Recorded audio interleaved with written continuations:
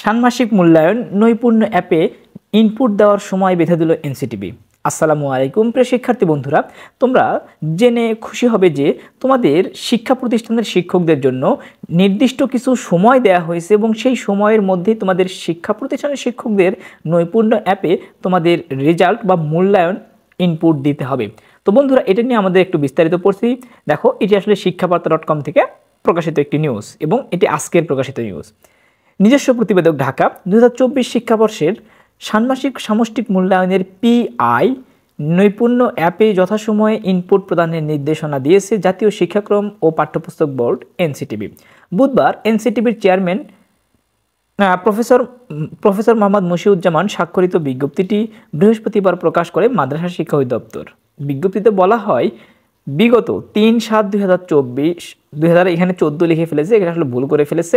2024 তারিখ থেকে সারা দেশের মাধ্যমিক পর্যায়ের সকল শিক্ষা প্রতিষ্ঠানের ষষ্ঠ থেকে নবম শ্রেণীতে 2024 শিক্ষাবর্ষের ষান্মাসিক সামষ্টিক মূল্যায়ন কার্যক্রম শুরু হয়েছে, যা 3/8/2024 পর্যন্ত চলবে।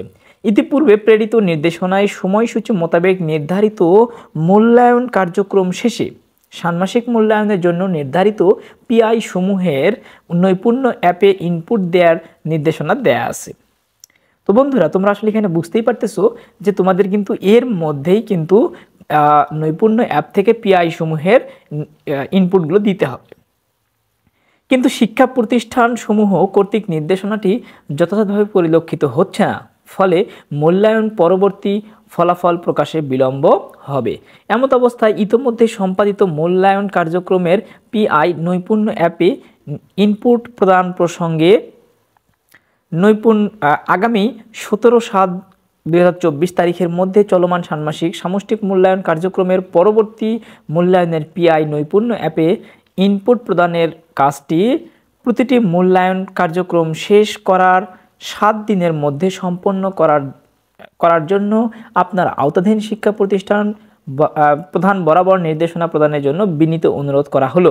অর্থাৎ তোমরা বুঝতেই পারতেছো, অর্থাৎ একটা পরীক্ষা শেষ হয়ে গেলে সেই পরীক্ষা 7 কর্মদিবসের মধ্যেই কিন্তু নৈপুণ্য অ্যাপে মাধ্যমে তোমাদের পিআই ইনপুট সহ দিতে হবে।